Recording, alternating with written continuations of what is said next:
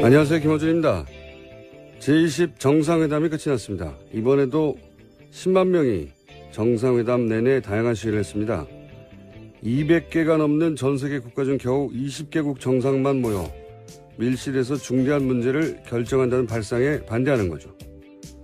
물론 G20은 그 GDP 합이 전 세계 90%에 이르는 국가들로 따로 모일만 합니다. 하지만 먼저 잘 살게 됐다고 해서 나머지 국가들의 미래에도 영향을 미칠 사안을 대신 결정할 권리가 있는가, 이런 문제 제기를 하는 거죠. 할 수 있는 이야기입니다. 독일 한 환경단체는 이런 주장도 했습니다. 지금 유엔에서 130개국이 모여 핵무기 폐기를 위한 조약을 준비 중인데 정작 핵 보유국들이 여기 따로 모여 있어서 우리가 시위를 하는 것이다. 말이 되죠.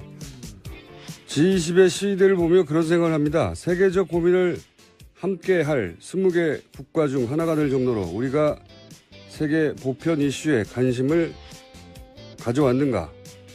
그런 질문을 스스로에게 할 때가 됐다. 20개국 중 신문 국제면이 가장 작은 나라 중 하나가 우리나라일 겁니다. 김호준 생각이었습니다.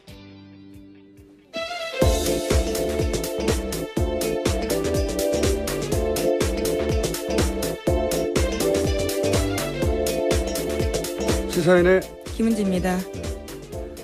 자, 힘든 월요일입니다. 힘내십시오.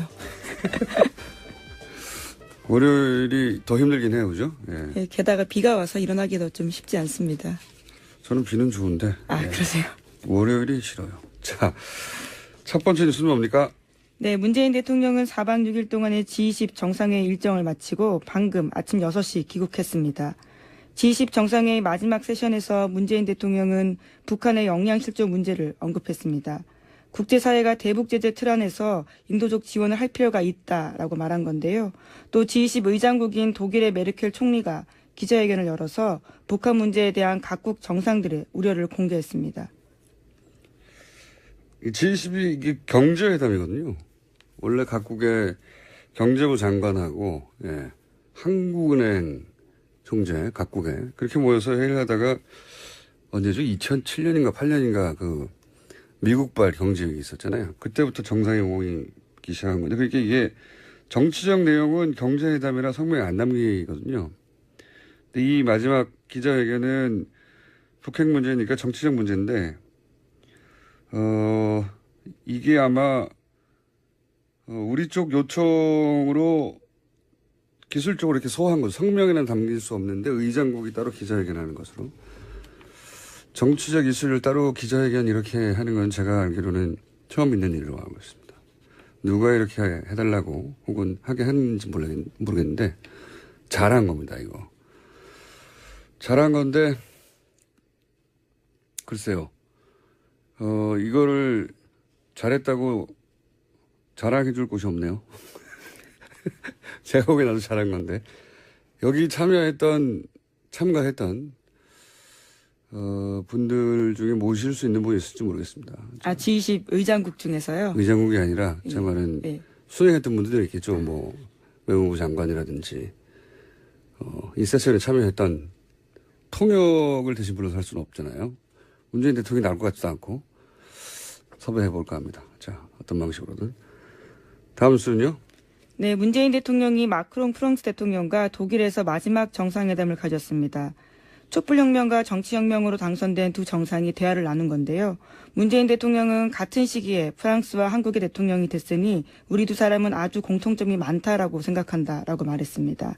또 이어서 트리도 캐나다 총리와는 예정에 없이 만났습니다. 네. 인기 있는 젊은 정상들을 만났네요. 다음은요? 또 G20 정상회의 첫날인 지난 7일에 독일이 준비한 클래식 콘서트가 있었는데요. 이때 돌발 상황이 많이 화제가 됐습니다. 갑자기 트럼프 대통령이 왼팔을 옆으로 길게 뻗어서 문재인 대통령 손을 잡았습니다. 트럼프 대통령의 오른쪽에는 마크롱 대통령이 있었는데 그 직전에 기후변화 협약인 파리협약 탈퇴와 관련해서 마크롱 대통령이 트럼프 대통령을 맹비난 이유였습니다. 그래서 냉랭한 분위기였는데 이를 무마하려는 듯 트럼프 대통령이 문재인 대통령 손을 잡아서 화제가 됐습니다. 그 뒤에 이제 시진핑 국가주석이 앉아서 한 장에 예, 트럼프 대통령, 마크롱, 어색했던 마크롱, 그리고 문재인 대통령, 그리고 뒤에 시진핑, 뭐 이런 한 장 안에 그런 구도가 다 들어있어서 이 사진이 화제가 됐던 거죠. 예. 근데 제가 알기로는 원래는 이 연주에 그 자리는 그 보도가 없던데 그 푸틴 자리였어요.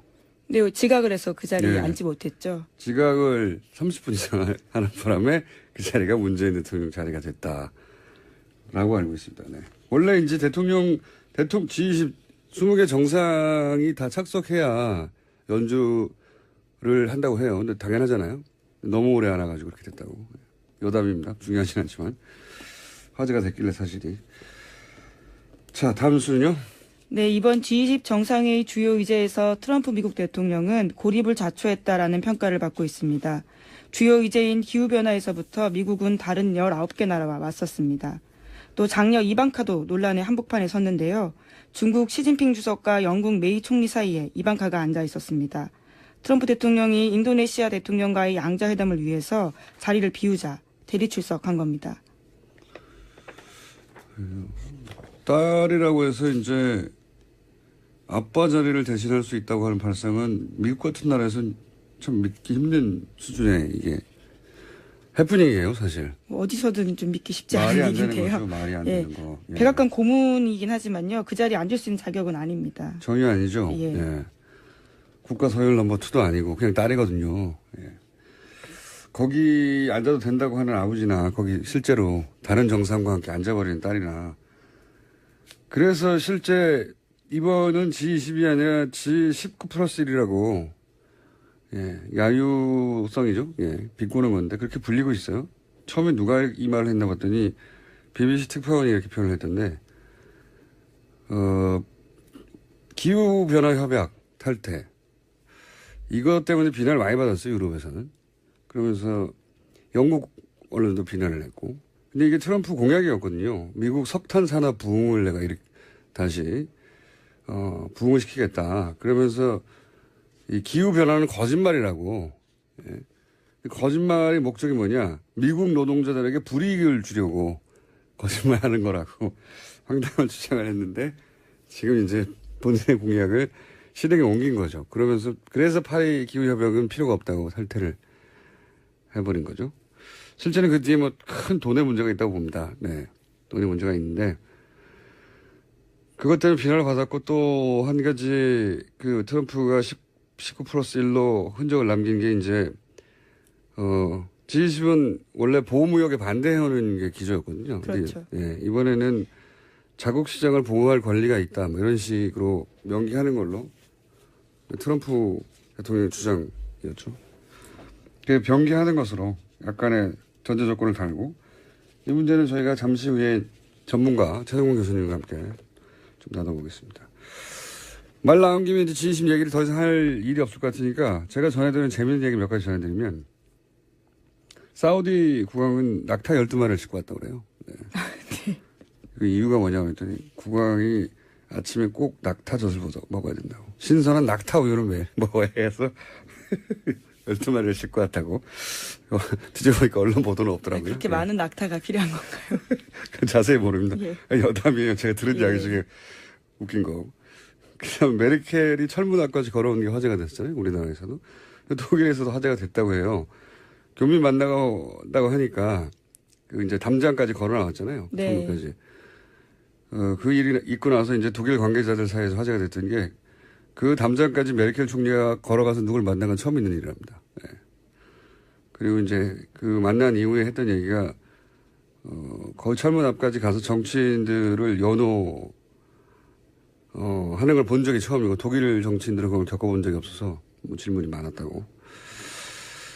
그리고 또 한 가지 아주 많은 얘기를 들었는데 여기서 전달할 만한 재밌는 내용은 정상회담에서 이제 문재인 대통령 대화 스타일이 원래도 그렇지만 상대방 이야기를 끝까지 다 듣는 거거든요. 예.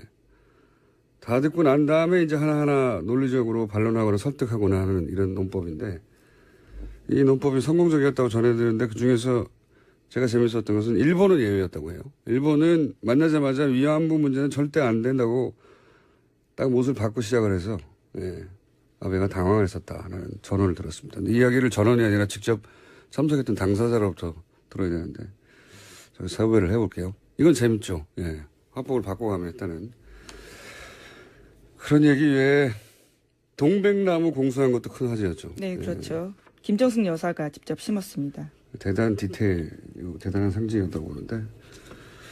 자, 뭐 그 정도로 G20에 관련된 여담은 마무리하고요. G20에서 이제 결정되지 않은 것, 우리에게 미칠 영향들, 이건 저희가 잠시 후에 전문가들과 얘기 나눠보겠습니다. 자, 다음 뉴스는요?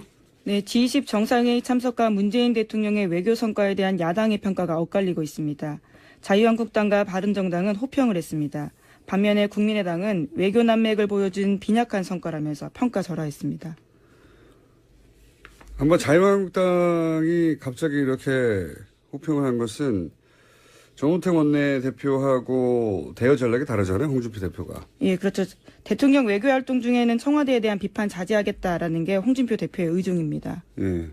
그래서 이렇게 갑자기 논평이 평상시하고 다르게 정반대로 나온 게 아닌가. 이 홍준표 대표 의중이 담긴 것 같고. 네, 물론 한미일 공동성명은 1994년 삼국 정상회담 이후에 처음이다라는 게 있거든요. 이제 그러다 보니까요. 거기에서도 의미를 짚어주고 있습니다.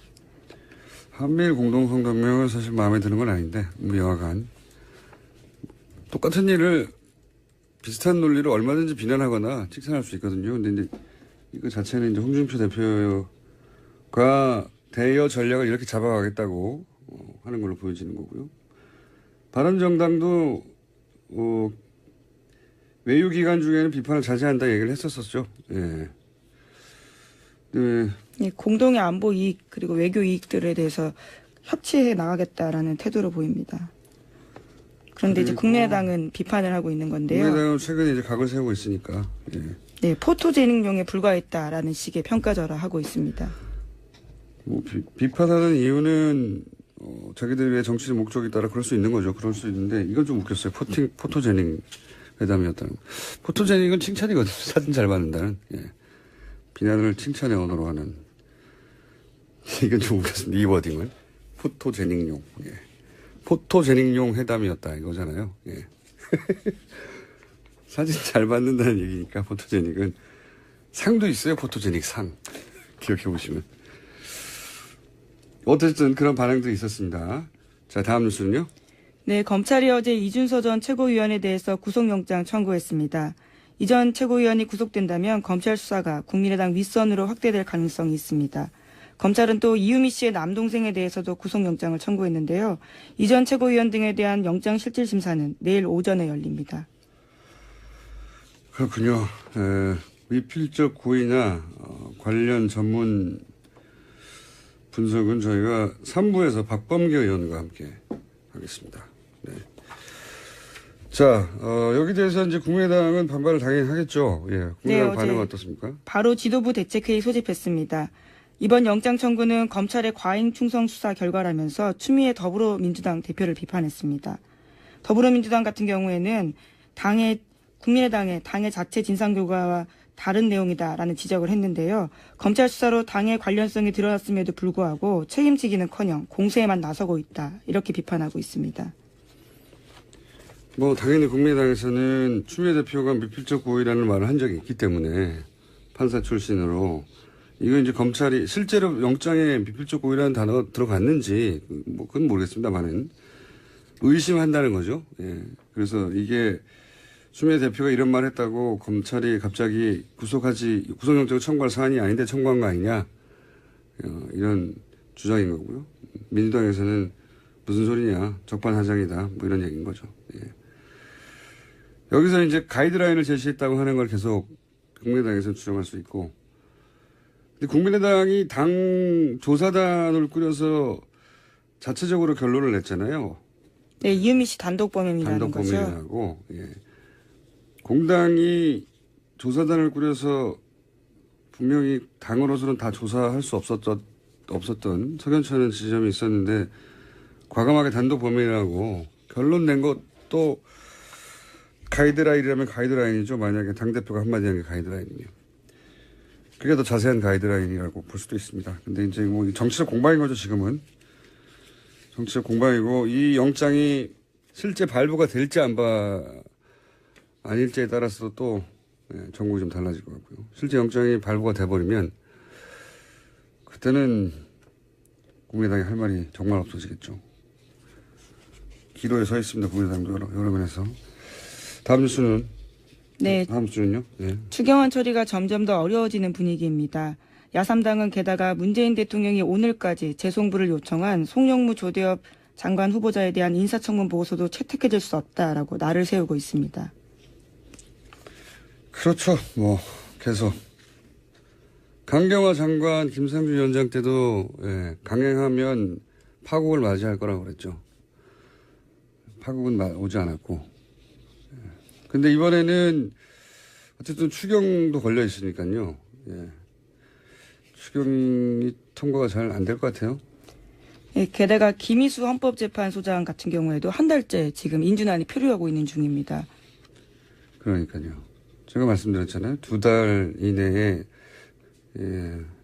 국무위원 구성이 안 된 건 처음이라고, 우리 헌정사에서. 만약에 그 점만 강조해서 언론이 막 공격을 했다면 야당이 굉장히 괴롭겠죠. 추경이 통과되지 않은 것도 안 된다면, 만약에 안 되는 것도 처음 있는 일입니다. 다 했던 일이에요.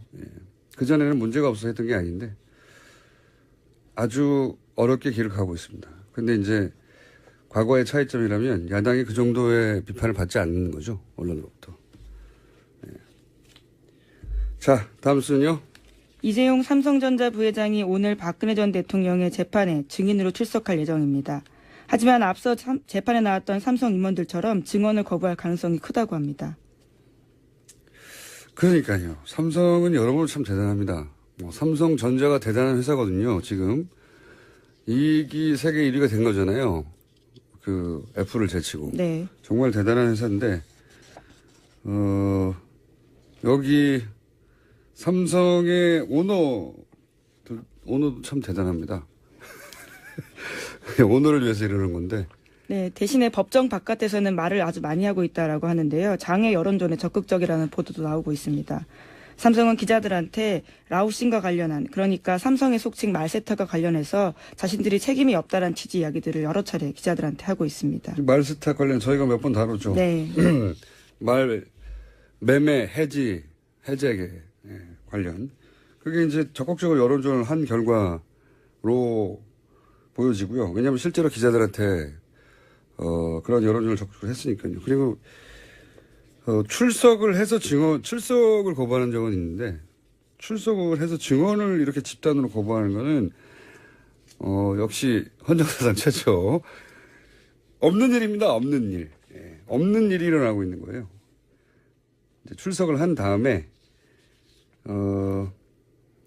말을 안 하는 거죠. 말을 안 할 권리가 있긴 있거든요. 자기한테 불리한 것은 말하지 않을 진술할 권리가. 근데 이렇게 집단으로 이 조직 내에 있는 모든 사람이 모두가 다 이런 건 처음입니다.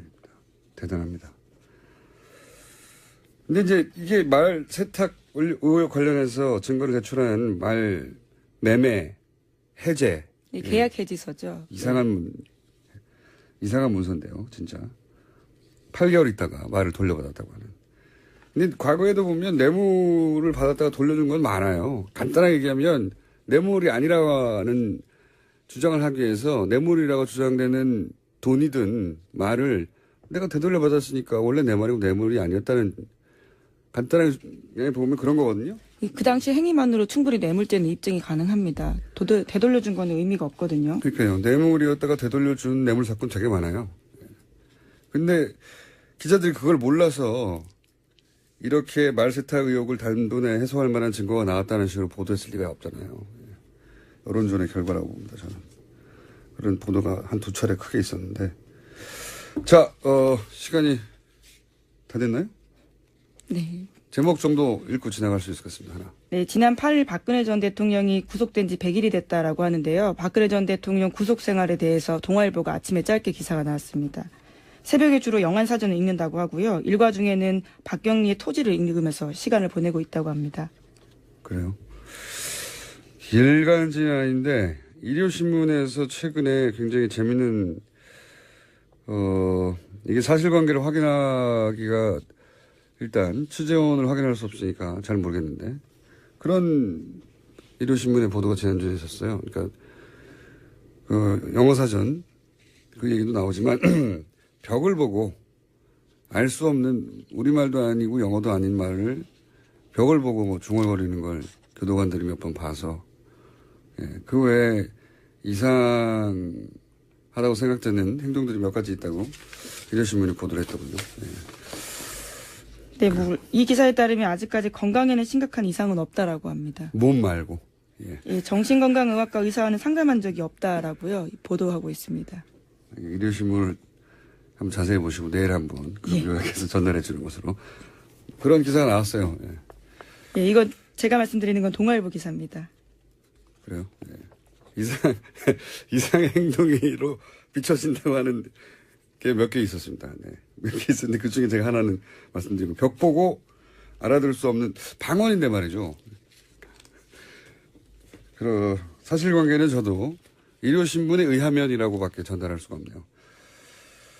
삼성 관련해서 정유라 씨가 증인 안 나가겠다는 정도의 뉴스가 있는 것까지 하죠. 예, 정유라 씨가 안 나가겠다고 하죠. 예, 오늘 12일입니다. 증인으로 채택됐는데요. 나가지 않겠다라는 뜻을 밝혔습니다. 그러니까 이재용 부회장의 재판에 정유라 씨가 구속되느냐 안 되느냐가 대단히 큰 영향을 미칠 수 있다고 저희가 짚었었는데 정유라 씨는 아예 증인으로 나가지 않겠다고 하는 거죠. 예, 자신을 방어하는 최선의 길이다 이렇게 밝히고 있습니다.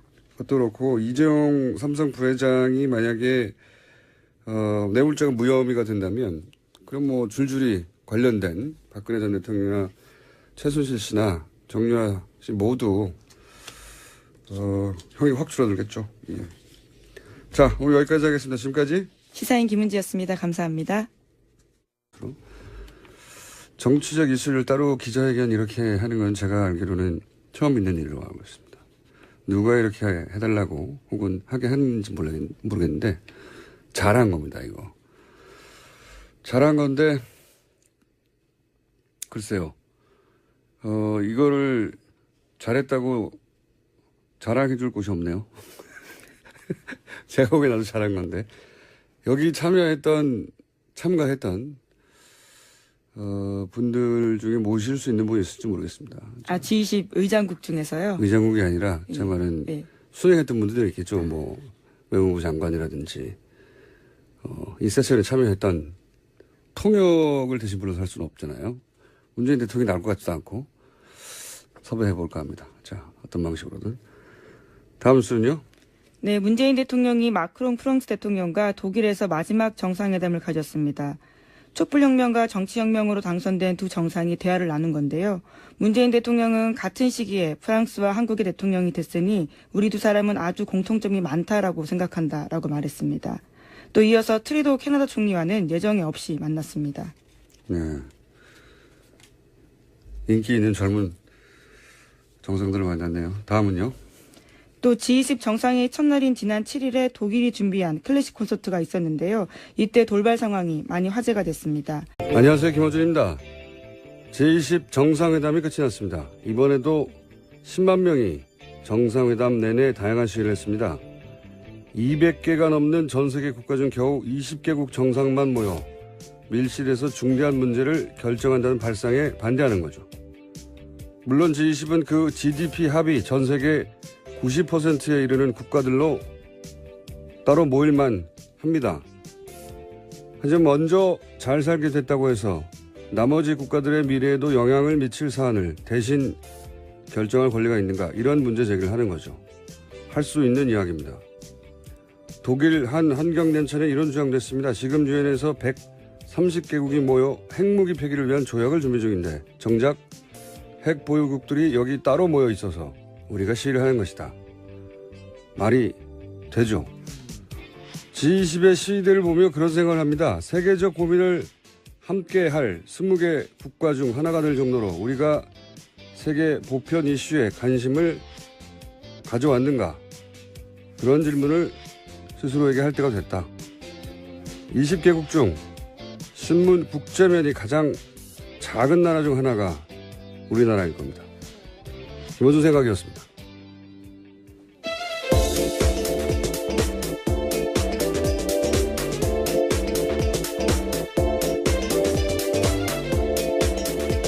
시사인의 김은지입니다. 자, 힘든 월요일입니다. 힘내십시오.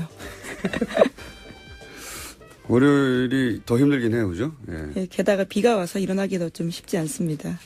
저는 비는 좋은데. 아, 예. 그러세요? 월요일이 싫어요. 자, 첫 번째 뉴스는 뭡니까? 네, 문재인 대통령은 4박 6일 동안의 G20 정상회의 일정을 마치고 방금 아침 6시 귀국했습니다. G20 정상회의 마지막 세션에서 문재인 대통령은 북한의 역량 실조 문제를 언급했습니다. 국제사회가 대북 제재 틀 안에서 인도적 지원을 할 필요가 있다라고 말한 건데요. 또 G20 의장국인 독일의 메르켈 총리가 기자회견을 열어서 북한 문제에 대한 각국 정상들의 우려를 공개했습니다. 이 G20이 이게 경제회담이거든요. 원래 각국의 경제부 장관하고, 예, 한국은행 총재, 각국에 그렇게 모여서 회의를 하다가 언제죠? 2007년인가 8년인가 그 미국발 경제위기 있었잖아요. 그때부터 정상이 모이기 시작한 건데, 그러니까 이게 정치적 내용은 경제회담이라 성명에 안 남기거든요. 근데 이 마지막 기자회견은 북핵 문제니까 정치적 문제인데, 이게 아마, 우리 쪽 요청으로 기술적으로 이렇게 소화한 거죠. 성명에는 담길 수 없는데 의장국이 따로 기자회견하는 거죠. 갑자기 트럼프 대통령이 왼팔을 옆으로 길게 뻗어서 문재인 대통령 손을 잡았습니다. 트럼프 대통령의 오른쪽에는 마크롱 대통령이 있었는데 그 직전에 기후변화 협약인 파리 협약 탈퇴와 관련해서 마크롱 대통령이 트럼프 대통령을 맹비난 이유였습니다. 그래서 냉랭한 분위기였는데 이를 무마하려는 듯 트럼프 대통령이 문재인 대통령 손을 잡아서 화제가 됐습니다. 그 뒤에 이제 시진핑 국가주석이 앉아서 한 장에, 예, 트럼프 대통령, 마크롱, 어색했던 마크롱, 그리고 문재인 대통령, 그리고 뒤에 시진핑, 뭐 이런 한 장 안에 그런 구도가 다 들어있어서 이 사진이 화제가 됐던 거죠. 예. 근데 제가 알기로는 원래는 이 연주에 그 자리는 그 보도가 없던데 그 푸틴 자리였어요.